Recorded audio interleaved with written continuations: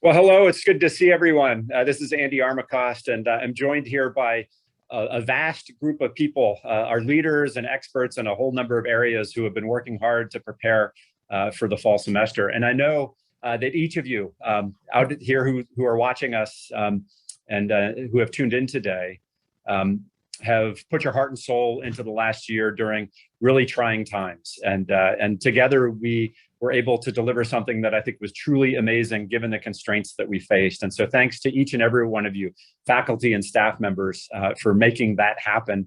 And together as a community, we pull together and we really execute the mission of this university. And that's educating our students, creating great leaders, and developing ourselves as great people and great citizens of the state of North Dakota. So again, thanks for joining us. We'll have a chance for you to ask questions. We're going to be moderated today by our Vice President for Marketing and Communications, Melanie Linder. And before I turn the stage over to Melanie, let me just offer a warm welcome to our newest member of the Senior Executive Council, and that is our Provost and Vice President for Academic Affairs, Eric Link. And Eric, we're glad you could join us. You're now in week, I think you're partway through week 7. So welcome aboard. Thank you very much, President Armacost. No long speeches, for I know everyone is anxious to get to the business of the town hall. But I do want to extend my thanks to everyone for the very warm welcome to UND. Truly honored to be here. Indeed, the entire Link family is thrilled to be here in Grand Forks, and Laura and I are both looking forward to supporting the work of the university. The first 6 weeks have gone by quickly. I've really enjoyed getting to meet leadership teams, faculty, staff across campus, and avoiding all of the heavy construction equipment here and there. Now, with the start of the fall semester upon us, I'm looking forward to meeting even more faculty and staff and getting to work with everybody to support what we are doing to create a positive learning environment for our students. So I'm going to stop there for now, but thank you again for the opportunity to join the UND team. And I hope everyone has a successful, productive, and healthy fall semester. President Armacost, back to you. Great, thanks, Eric. And this is, again, a chance for all of our folks to ask questions and to get answers from the people who are closest to the action. I did receive a question earlier that was not related to probably some of the things that are on all of your minds, but people have been asking, what are behind those 3 doors behind me? I feel like Monty Hall, for those who know the reference, door number 1, 2, or 3. Someday you can visit me in my office and find out. But with that, let me turn it over to Melanie Linder. Thank you, President Armacost. My name is Melanie Linder, Vice President for Marketing and Communications, and I am filling in for VP Shivers, who is unable to be with us today. Before we get started, a few housekeeping items I just wanted to share with the group.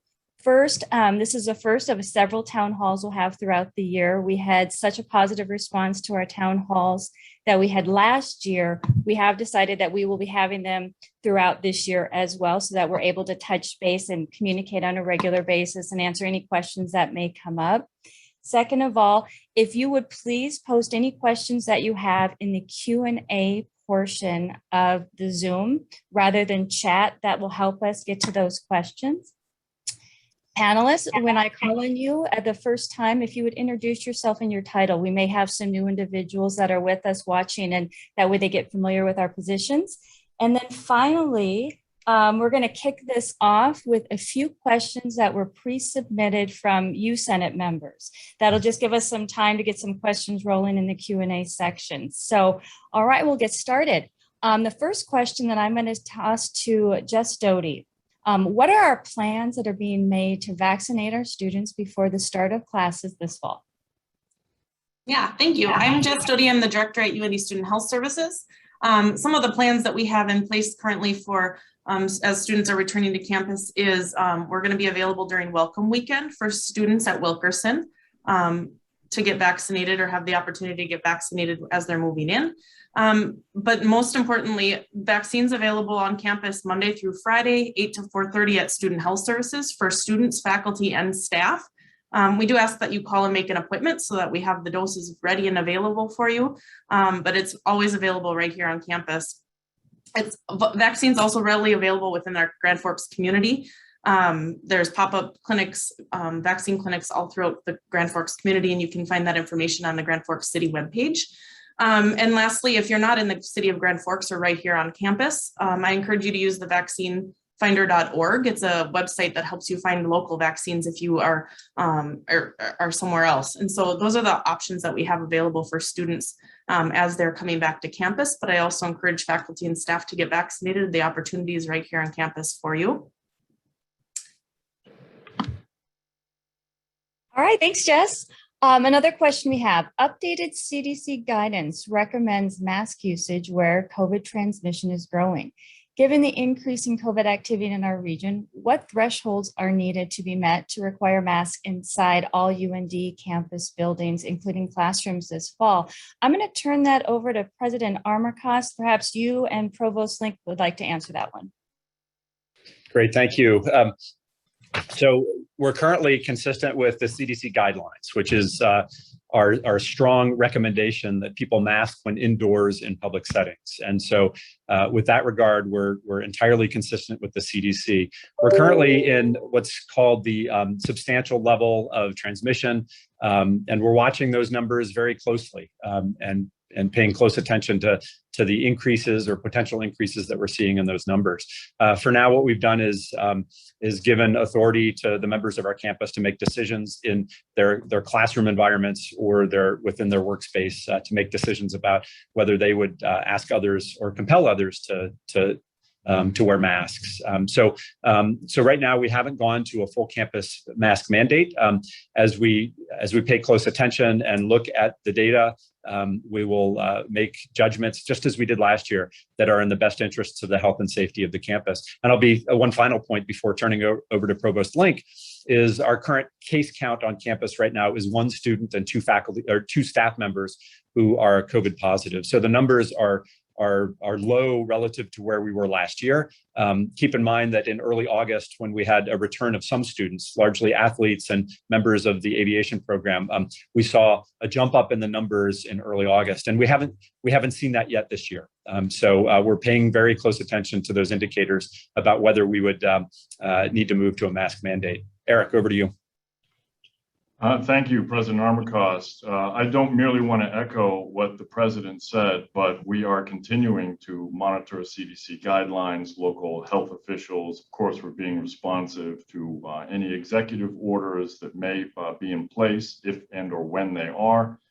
But we also have an ongoing pandemic response team on campus that has been active throughout the pandemic, remains active now.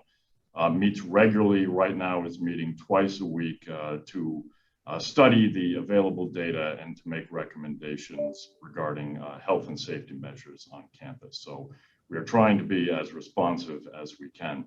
An additional comment just to add to this, in the middle of July 15th to be precise, we got some guidance from the NDUS Smart Restart Task Force that indicated that individual campuses could grant the authority to individual professors to require masks in their individual classrooms. And we have chosen to empower faculty to make those decisions here on campus. So in terms of, while we do not currently have a global mask mandate on campus, we have encouraged not only mask usage on campus, but given individual faculty the opportunity to require masks in their individual classroom. Let me just add one final bit, and masks are not the only mitigation strategy that we have.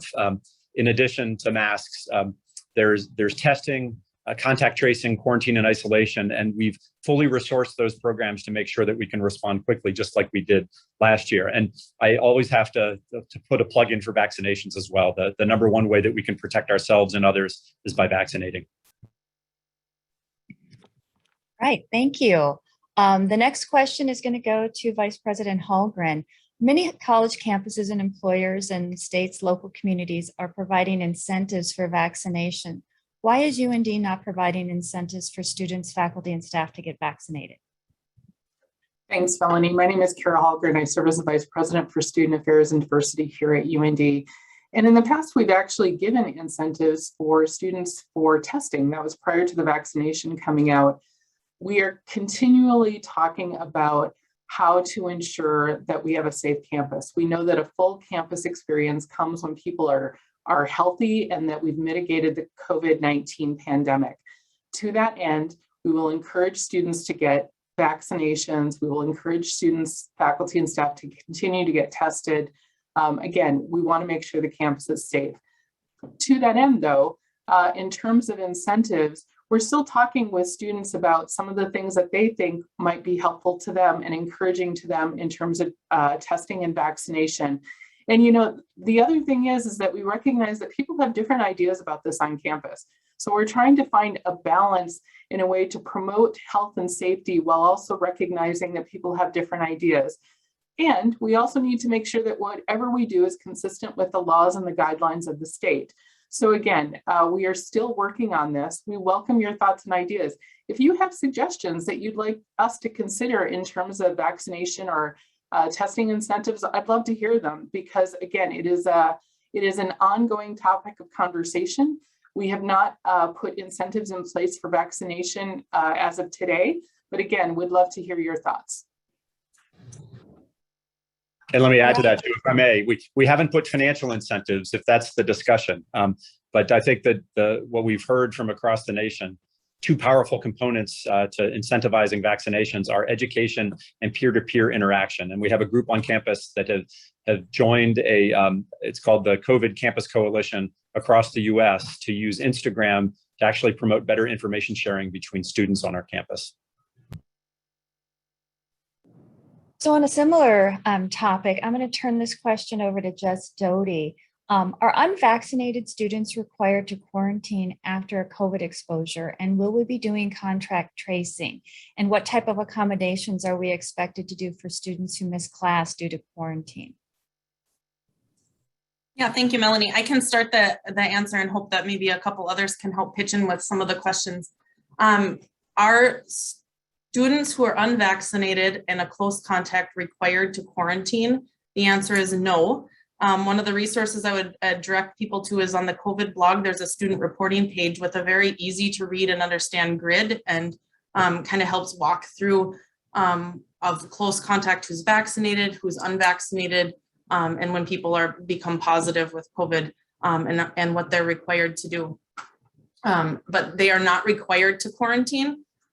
We do have contact tracing in place with a team from the School of Medicine and Health Sciences that will be doing contact tracing for UND and the North Dakota University system. And so they'll help with those students who are both positive and as close contacts, and help them understand what their quarantine or isolation period may look like, and help with those instructions.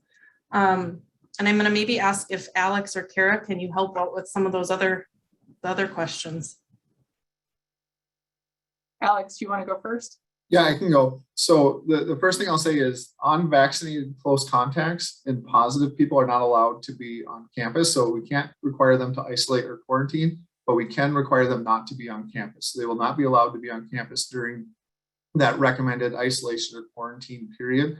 The other thing is, when we become aware of a student who is unvaccinated in close contact or positive, we will share with the faculty of that student that information, their name, as well as the time frame for their isolation or quarantine period, so that you are aware that they should not be in your class during that time frame.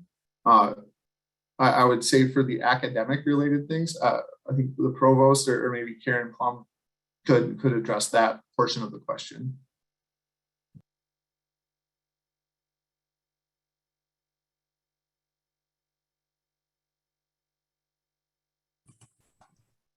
Hi, everyone. I'm Karen Plum. I'm the Vice Provost for Student Success.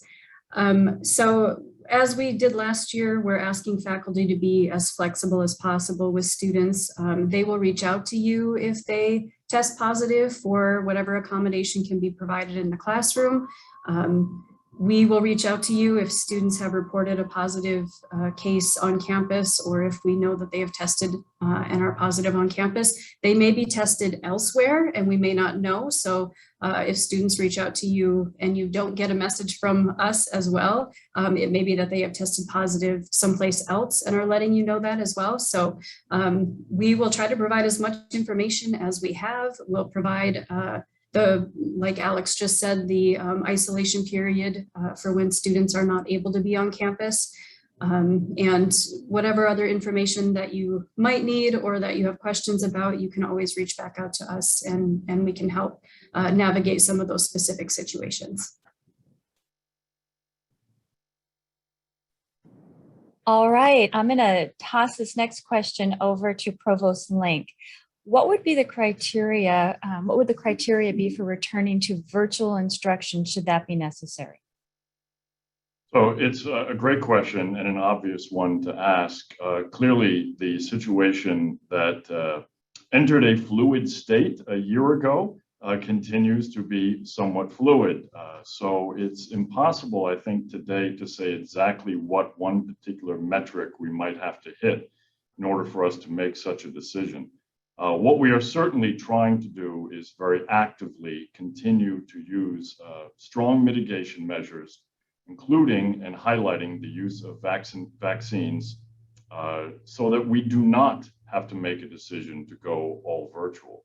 But the pandemic response team will continue to monitor local, state, regional conditions. We will continue to monitor CDC guidance and system guidance. And if we get to a point where we need to make that kind of a decision, we will certainly communicate it in as timely a fashion as we can to all the faculty and staff on campus.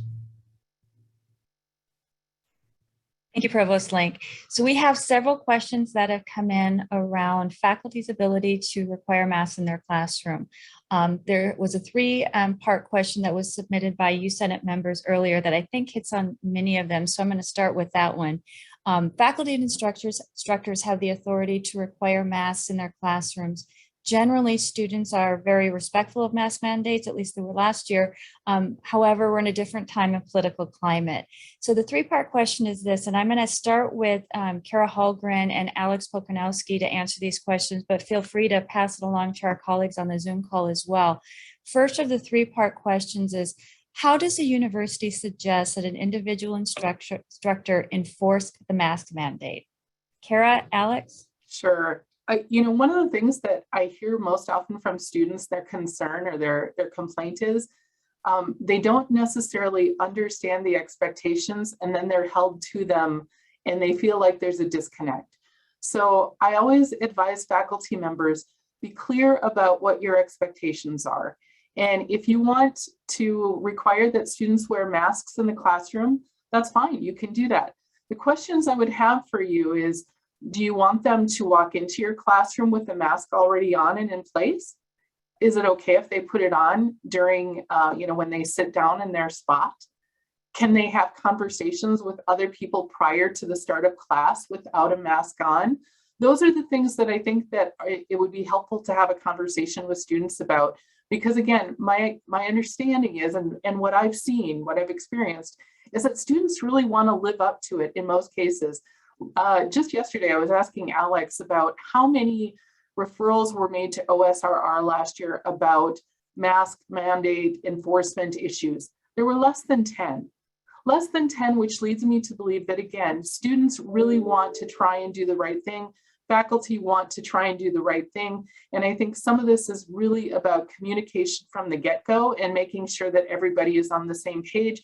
And sometimes having conversations about questions that you think everybody should know the answer to, but they just don't.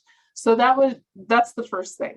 If you have questions about student concerns though in your classroom, OSRR continues to be the place for you to call, and Alex Pokonowski and his team can certainly help you with that. I would also suggest that sometimes people call OSRR when things have escalated to a point where they need a decision right away. OSRR is a great resource when things are at a very low level and you just want somebody to talk to about what your options are in terms of making the classroom successful for both you and the students. So you don't have to wait until something happens. You can certainly make that phone call. And I would suggest then you probably have some more options and it might be a little easier to deal with. Worst case scenario, you know, as a faculty member in the classroom, if a student is asked to wear a mask and they don't comply, you have the opportunity to ask the student to leave the classroom. If the student doesn't comply, then certainly we would want you to contact the university police and assisting you with that. But again, as far as I know, last year, we did not have one example of that happening on our campus. So Alex, I'm gonna look to you. Am I accurate on that? Yep, and so for the 10 referrals, that was an estimate I made specifically from the classroom. So overwhelming majority of our students were cooperative and complied. And as Kara mentioned, really the communication I think is key. We're gonna make it as easy as possible for people to comply with masks in every classroom, disposable masks, so people can comply with it. And that really our hope is that students comply, and if they don't and they become disruptive or combative, then that's where we can start using some of our other resources like UPD and those sorts of things. If a student doesn't comply, if you report it to student rights and responsibilities, we'll go through the student conduct process. That there's basically two different policies that we'll look at. One is our classroom disruption policy. And so that's not allowing you to continue to instruct the course or interfering with other people's ability to be in the class, as well as our failure to comply policy if they continue to have that behavior going on throughout the semester. I just want to touch base on, the last point is that, we will welcome students from literally all over the world when we open the doors in just, less than a week from now. And in doing so, we will welcome students who come from all different experiences with regard to mandated mask use. So again, I go back to, I think the clearer we can be with students about our expectations and helping them understand how to be compliant, the better off that all of us will be about using masks this fall. All right, thank you for that. We have another question that we were informed that UND has a policy that prohibits faculty from asking about vaccination status of the students. I know that question has also come up regarding staff members as well. So I'm wondering, I think we have Peggy Varberg. Will you please answer the question about whether or not we're able to ask about vaccinations? Yes, thanks, Melanie. Peggy Varberg, Associate Vice President for Human Resources and Payroll Services. This was a conversation whether we would ask or not ask about vaccination status for some time as vaccinations began to roll out in our region. It was tossed around heavily by the executive committee and the president, as well as other members of the pandemic group. And the decision was made to, at this point, not request that information or not ask for that information, in part due to some folks feeling as if they were being, for lack of a better phrase, bullied to either get vaccinated, provide the information, pushed about why aren't you vaccinated? And that was not an environment that we wanted to continue to encourage. So the decision was made at that point not to request that information. This is not a policy necessarily. So, and some of the questions that I've gotten from after yesterday's email were, this isn't protected information. There's, it's allowable. Yes, those things are all true, but the university's made a decision currently to not request that information. Okay, thank you, Peggy. Next question, I'm going to kick it over to President Armacost. The question is, if some offices require masks, but others do not, it makes UND look disconnected within itself and not one UND. What is your recommendation to that? Yeah, there's probably lots of variation on our campus between different units about the things that they do on a daily basis. And in the case of masks, we could be unified in one of two ways. We could say nobody wears a mask or everybody wears a mask. And at this point, given the infection levels and the transmission levels, I wasn't prepared to make the call yet to go to a mask requirement across the campus. And note that across the North Dakota University system, there's no such mandate there either. So So it might look like it's not consistent with one UND, but what it is consistent with is trying to use judgment to avoid a binary decision of no masks anywhere or a mask mandate. And just know that as we watch conditions unfold, the decision about the span of this decision about masking could change. So just be aware. So pay attention to the guidance that we'll be sending out. Thanks so much. The next question I'm going to turn over to Alex Pokranowski. If a student refuses to leave a space with a mask requirement, who should the office call for support? Yep, and so this is where I go back to the comment I made about if they become disruptive or combative, then in the moment they should reach out to UPD and request assistance. For the ongoing follow-up with the student, they should report it to OSRR, and that the student rights and responsibility staff will follow up with that student. Thank you. We have a similar question regarding if a staff member or an individual visiting the university refuses to wear a mask after being asked to. Peggy, could you help us respond with that question?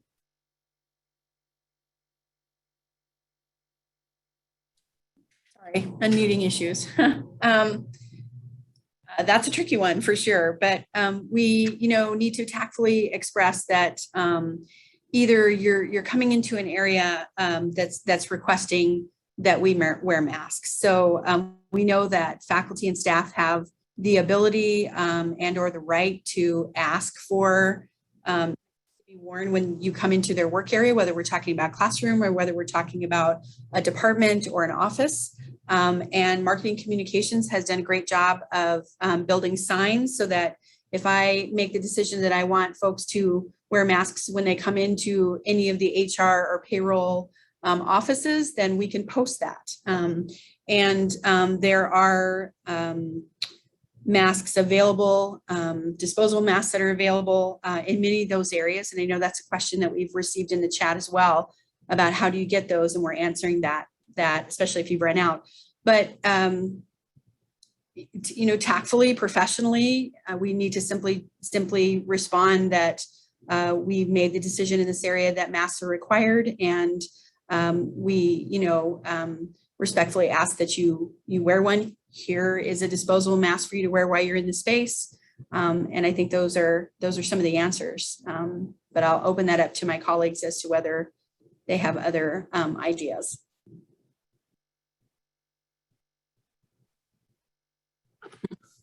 All right, then. So the next question is also for you, Peggy. If the question is, how can you call a raise given to everyone be considered a merit raise?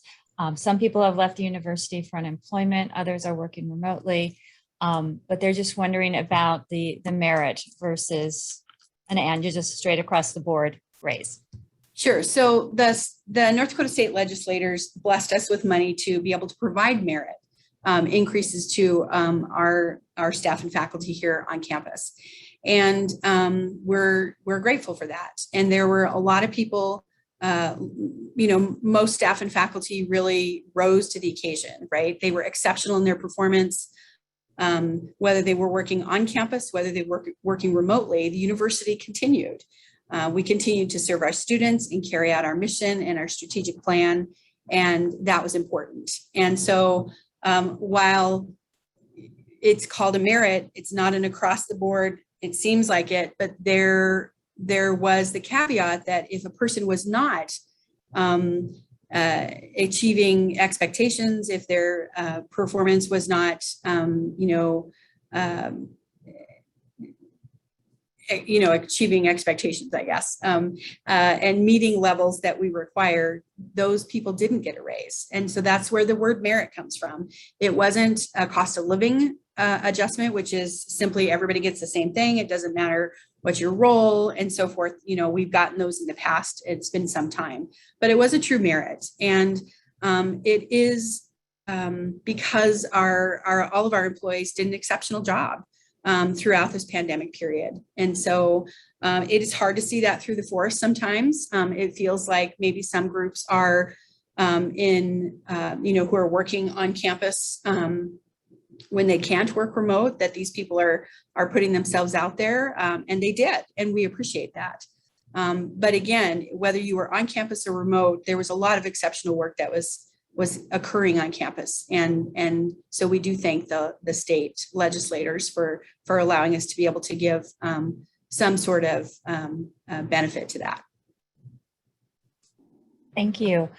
This next question, I'm going to start off handing it over to President Armacost, but President Armacost, you may have others that you want to add to answer this question as well. It is multiple federal courts have upheld vaccine mandates at other public universities, and we know vaccines are a key part of COVID mitigation. The first part of the question is, why doesn't UND have a vaccine mandate for all members of our community? And secondly, will the COVID vaccine be added to the list of required vaccines once it receives full FDA approval? President Armacost? Thanks for the great question. It turns out that the vaccines that are required for enrollment in schools or universities is determined by the state legislature. This is in law about what we can require of our students coming onto the campus. COVID-19 is not an approved vaccine. It's not on that list. So we do not have the legal authority within the state of North Dakota to mandate vaccines. It's that simple. Jess Doty, do you have anything to add? Nope, I think you did perfect. All right. On a similar vein regarding vaccines and incentives, we have a question that I'm going to turn this back over, I think, to Kara Hulgren. It says incentives. If someone wants to have a raffle in their classroom, like extra credit points or prizes, if students voluntarily show them their vaccination card, are they allowed to do that? You know, this is where you know, I'm not a lawyer. I just play one on TV. That kind of perspective. You know, the thing that I think we would have to talk to our general counsel about that. But the thing that originally came to my mind as I was reading the question was, so if a student is vaccinated, they get a benefit from the class that another non-vaccinated student would not get. And so the question I would have is whether or not that's discriminatory against the students who are not vaccinated. So I appreciate the creativity and what you're trying to achieve through this. But again, that's one of those where I think I would want to talk to legal counsel in light of the fact that it really has to do with what a student actually receives as part of that classroom experience. Thank you, Kara. The next question I'm going to turn over to Provost Link. Do faculty have any legal liability if they require a mask in their class, given that the university placed a decision on the faculty in their individual classrooms? Provost Link? Yeah, thank you. The short answer to that question is no. Faculty would not assume individual liability under these circumstances. A slightly longer answer would include this information. We have done a great deal at the university to mitigate the pandemic here on campus and have a number of ongoing mitigation measures across campus and have for quite some time. The absence of executive orders, state mandates, federal mandates, etc., plus the general protection offered under risk management for all public employees operating on behalf of the state, provides substantial protections for individual faculty for making these kinds of decisions for their individual classrooms.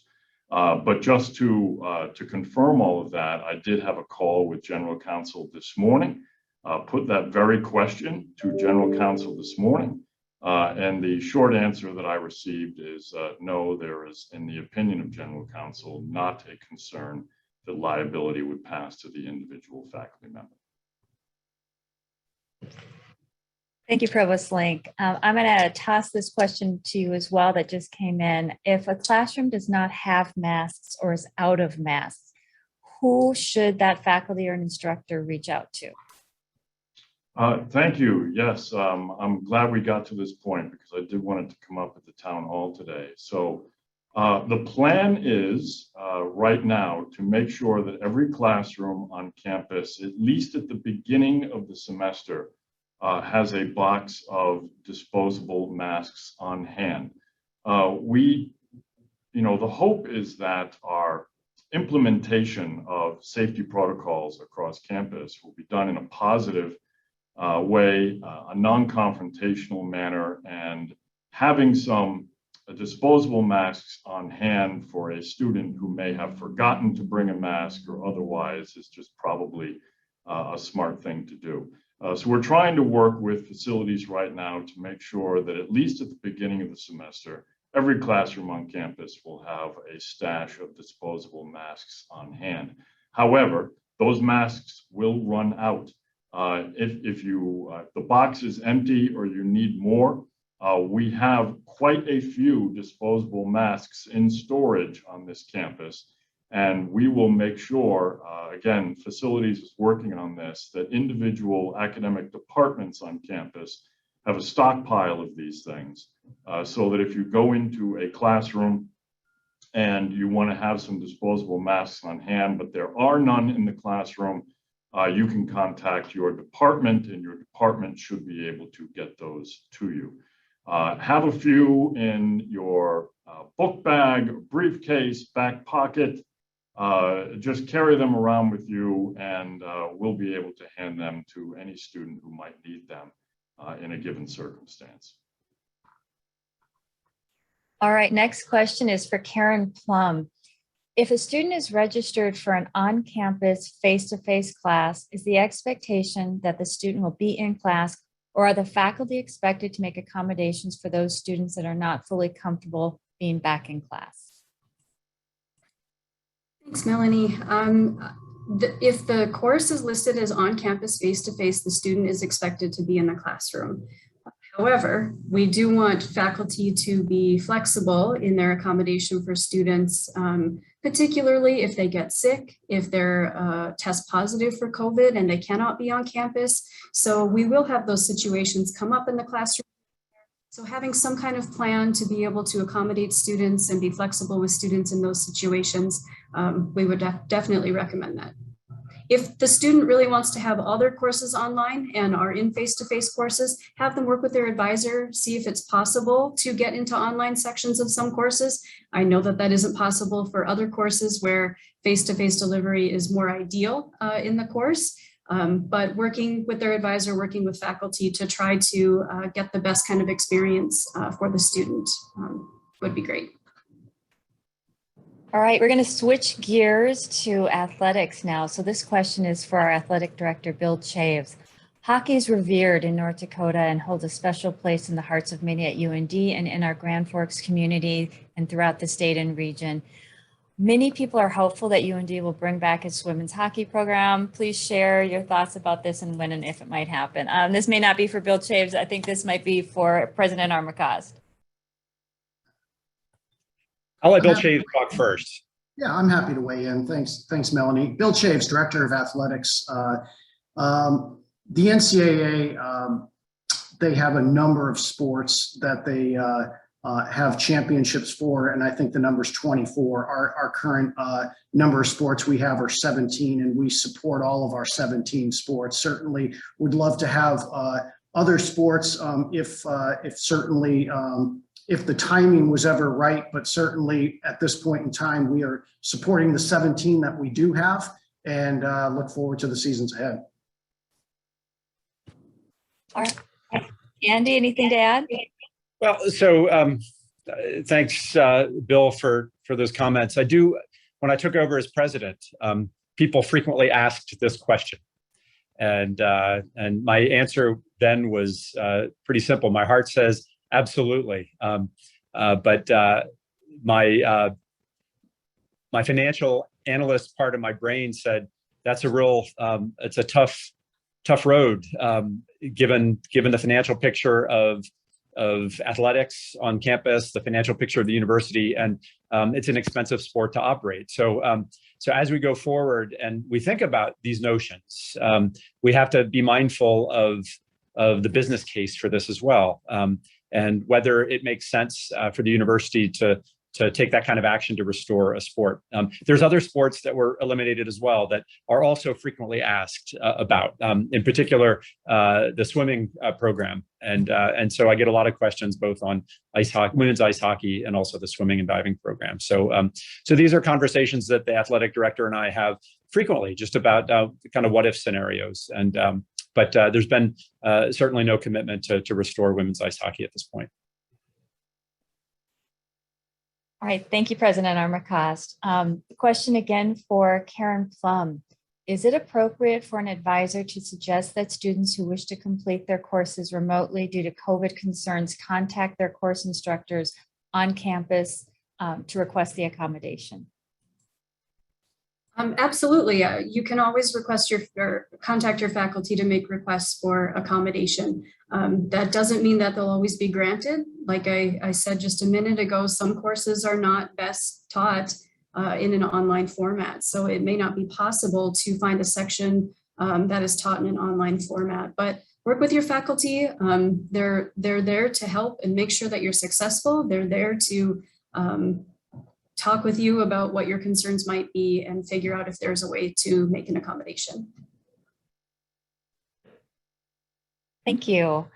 President Armacost, in a recent email, you noted that supervisors of units and areas are allowed to require masks within an area.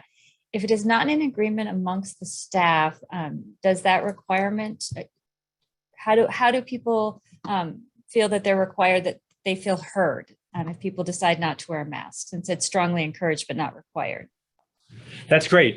Great question. And just as if I were to make a mandate across the campus, I think those same concerns would be there. I think it's important for supervisors to have active discussions with the members who work in that unit. Sometimes there's good reasons for making that decision. There's typically really good reasons. Public health and safety is the dominant one. And so I think supervisors really owe it to their folks to have an active discussion about why they made the decision that they did. It could be high-risk people in the work unit. It could be just a feeling that things are moving in a direction that need to be accounted for. So really, I think communication, as we're talking about in all these situations, whether it's students in the classroom and disagreements about mask wearing, or different thoughts on masking within the workplace, I think communication, open communication is the key to resolving these issues. All right, thank you. I'm going to turn this over to Kara Hallgren. Said we've been discussing student conduct. However, they are concerned about the ability to call UND police and that causing some further divides on campus. I'm just wondering again about protocols and people feeling comfortable about how they handle if people are not following masks in the classroom. Sure. So if you're not comfortable with what's going on and you're not in an immediate situation of potential harm, then again, I would urge you to call OSRR to talk through it. But if you have a situation that requires an immediate response, please call 911 and have UPD respond. I recognize that there are certainly concerns about what that might mean for the rest of the class. But at that point, if your instincts are telling you to call someone else because you need help in that moment, that's the thing that you need to listen to, the voice you need to listen to and respond to first. We can work through the rest later, but the first issue is really about the safety of you and the students in the classroom. Thank you, Kara. I'm going to turn this one over to Mike Pieper regarding facilities. What precautions are in place to help keep faculty and staff safe, especially for those that work in open cubicled and shared offices? Sure. Over the last few years, we've invested about $40 million of improved mechanical equipment, higher quality ventilation and filtration. And so a lot of those are up and running. That's above and beyond the new buildings and our major remodeling. In terms of precautions, the precautions are still in place in terms of plexiglass at high conflict areas. We have our sanitation protocol going on. The hand sanitizers and wipes will be available as they were last fall. And so, you know, I think if a situation where you're working in an open cubicle and you don't believe you have the distance requirements that you should have in terms of some of your other coworkers, I would suggest that they reach out to facilities or our planning design office, and we'll send somebody out and we'll analyze the situation and see what more we can do to assist that employee. Great, thank you. This question is for President Armacost. How can UND ensure that all members of our community, regardless of race, gender, religion, disability, sexual orientation, and gender identity, including our transgender students, faculty, and staff, feel welcome and a sense of belonging within our university community? Wow, that's an incredible question. And I could probably spend a couple hours talking about the ways that we could address this particular concern. I think one of the most important ways is each of us has a responsibility to treat each other with an appropriate sense of dignity and respect. Our daily interactions with each other should be those of understanding, understanding where people came from, their backgrounds, how they view the world, their life experiences, and so forth. And this was a question that we wrestled with, beginning with our task force on diversity, equity, and inclusion last fall. And the recommendations coming out of that committee are now going to be, many of them added into our university strategic plan. I'm happy to announce that the great work of folks like Stacy Borboa-Peterson with student diversity and her staff, as well as Tambaqui Bailey, who is now moving over to the president's office from working on a special assignment under the provost, coming over to the president's office as a special assistant to the president for diversity and inclusion. And today is actually Tambaqui's first day in that role. So we have ambitious plans to make sure that sense of belonging that you talk about is present on our campus. And this is, again, it's not to, my goal in pursuing these ideas is not to create a polarized campus, but rather, I think we can come together through dialogue, through understanding, and achieve something that other college campuses have not, and that is a sense of community while wrestling with the toughest issues that our nation is currently facing. And so I think UND can be a model for how this plays out across the nation. And so regardless of one's views on the national issues that we're facing, I think that through dialogue and through constructive conversation, we can get there. So thanks for the question. Next question is for Provost Link. Will UND allow study abroad programs to operate this academic year? The question, they say, encompasses both individual students who will be traveling abroad and any faculty-led study abroad programs. So I'll give a short answer, and then I'm going to turn it over to Karen, I think, for a few additional details. But the short answer is that yes, we will be having some limited, I believe, study abroad activity, but that is only within certain health and safety protocols based in CDC guidance. So with that, I'm going to hand it over to Karen. Thank you. We are currently not allowing any travel to countries that have a risk level of 4 and above. We have allowed students to petition countries at risk level 3. So if they have a risk management plan for their travel, then they are able to petition that. Unfortunately, the couple of opportunities that we had for students this fall all moved from a 3 to a 4, and we're no longer able to allow them to go. We are watching the risk levels for the countries that are set to go during spring break, the faculty-led experiences.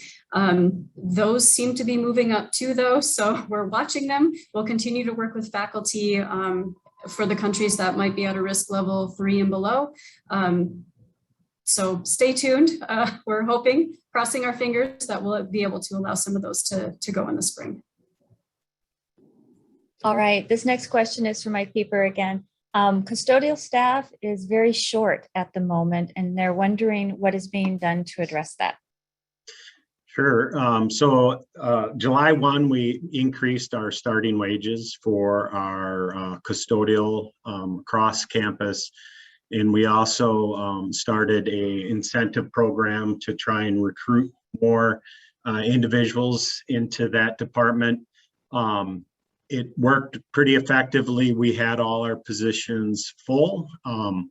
And then we had to staff up the union, roughly around 7 custodians. So we're currently working to get restaffed up to our base, but we constantly are monitoring that situation and trying to adjust so that we can recruit and get them processed as quickly as possible. All right, thank you. Next question is for Peggy Warburg. The question, well, starts with a statement, but is that there's some frustration that there is lack of guidance regarding return to work. And they're wondering if you can provide some clear answers on the process and how it works and how decisions are made. So, the process is that you need to discuss with your leadership. So if I decide that it would be better for myself to work remotely, then I go to my leader and we have the conversation. And the decision points need to be based on what services does my position, my role provide to campus, supporting students, supporting staff, faculty.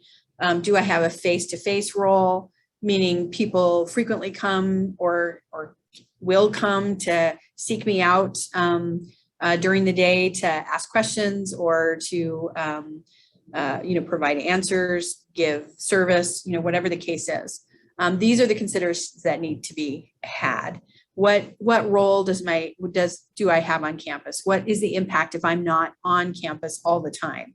If I provide services via remote, how does that work? What impact is there on the colleagues that I work with? So the rest of my team, does it require them lifting more because they're face-to-face? They have to provide more services than I do. Is there work that I can't do? If I'm a supervisor, what does that look like, right? So how do I lead my team if they're all here or mostly here, but I'm not physically? Those are the keys. The vital key is what services are we providing to our students and any customers that we have on campus, and how does that impact look? Then it's really up to leadership in that area, meaning the area or divisional vice president, the leadership within the group, and other members of the team that are up for discussion. With those pieces, then a person can request the opportunity to work either hybrid or remote. Remote being those that never come to campus 100%. So we have positions like in our online community where we're teaching fully online classes, those instructors never come to campus. And so they're 100% remote. And that's where our remote policy comes in. With hybrid, that means that you're on campus, one of UND's campuses part of the time, and you're not part of the time. But again, going back to my earlier comments, you need to think through with your leadership what the impact is of your role not being wholly on campus. How is that managed? And then those are decisions that are made locally. They're made by the leadership team, the employee, and the vice president in that particular area. The other side to this are those who have health concerns, who have where it would be difficult for them to be on campus, where they may not be vaccinated because of the makeup, the compound of the vaccine, something they're allergic to a part of it. They have, again, health issues where it would be dangerous for this person to be on campus. That's an ADA accommodation, Americans with Disabilities accommodation, that you can work through with your divisional HR manager at this point, and they'll have a conversation with you. There is medical documentation that's sought through the process. The request form is available. I did actually put it in chat because we did have this question come up, but that's available.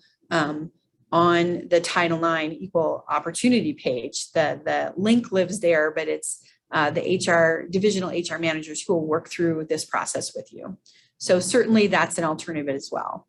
You know, as it's been stated for some time, there is not an overall decision that was made that it's all or nothing, that at the top is going to make this decision for everybody. That's not where we are currently. And this, as Provost Link and others have mentioned, this is a fluid environment, and you know, these decisions may be made differently if impact of COVID becomes greater and greater. There may be a need to be less dense, but those are decisions that will have to be made later. But ultimately, it's up to local leadership and the area vice president to walk through this process and make those considerations.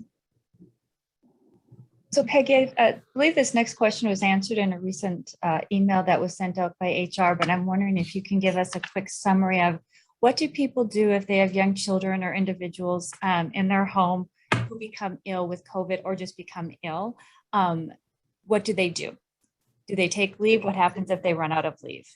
Yeah, so sick leave is available. We have dependent care sick leave for our benefited staff. That's an accrual that's offered to benefited staff. So that's available for them to use if they or a dependent that lives with them, you know, a spouse, a child, or a parent becomes sick, they can take that. If sick leave is, if they run out of sick leave, there is the opportunity to go in the hole. With the approval of the supervisor, they can go at least 40 hours into the hole, but there is a form that we need to capture for that. And that was mentioned in the email that did go out to benefited staff and faculty yesterday. So there are those opportunities to do that. The other thing I'll say is as we're moving through this again, sort of the uptick of COVID, and folks are not feeling well. They are showing signs that maybe it's a cold, maybe it's nothing, you know, it's just an innocent cold, if you will, which can be, you know, pretty substantial for some folks. They should stay home. They should take care of themselves. They should take that leave. You know, talk with your supervisors. We ultimately, you know, we know that there are folks who, you know, I've got a pretty significant cough. I feel okay. So I feel like I could work. And if there's an opportunity for them to work remote, that's great. But the other conversations we've had is reminding our folks to actually take care of themselves. I think we pushed this a lot in the last year. Oh, you can work remote, so go ahead and continue to do that even though you don't feel well. That's great, but we need our people to take care of themselves. We need our people not to feel run down and, you know, have the possibility of making whatever it is a much worse situation. We don't want that to happen. So thanks, Peggy. That's great.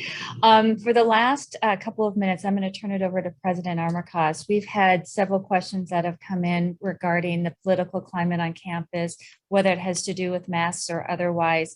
So President Armacost, would you like to address that question and then close us for the day? So I don't see the specific question online, but in general, there are, of course, state laws and local UND policies that talk about freedom of expression with regard to political beliefs. And in my answer earlier, when I said, as we come together as a campus, I realized that many of the tough issues that we're going to face, and in the case I mentioned before with things like equity and inclusion, sometimes opinions follow along political lines. And I think what we have to do is make sure that we hear all voices in these matters. I think as a community, we're better when we can understand the perspectives of others, whether it's a liberal perspective or a conservative perspective, and make great opportunities available for the members of our campus as we execute the mission of our university, which is educating our students and creating great leaders for North Dakota and for the nation. And so as we do that, political beliefs are an important part of this discussion, and so those need to be respected. And so to answer your question, yes, there's room on both sides of the political aisle for important dialogue on our campus, and we must make sure that happens. So anyhow, I think I have the final stage, right, Melanie? I think I'm going to bid everyone farewell since we've come to the end of today's session. Thanks for tuning into this town hall. What you've heard, folks, is the great work of so many people to make sure that we continue the great mission of the university at the same time, minimizing the risk to health and safety. As we've learned a lot throughout the first year of COVID, we've learned a lot about things like remote and hybrid work. We've learned about the opportunities that provides the members of our campus community.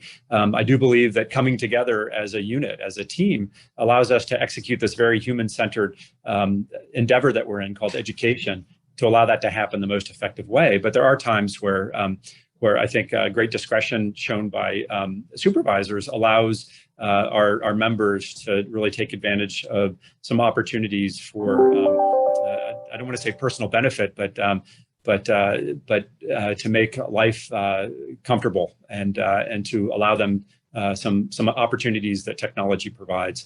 So it's a balance, and I know, again, as we come together for the fall semester, being together is a great thing. I've seen this over and over again. The meetings that we've had as a community are productive when they're face-to-face. There's a dimension there that doesn't exist when we're Zooming like we are today. On the other hand, we just gathered over 460 people in one room at a time. So again, let me close by saying thank you to everybody for all that you do for UND, for all that you do for your students, and all that you do for each other. Let's stay together and be one.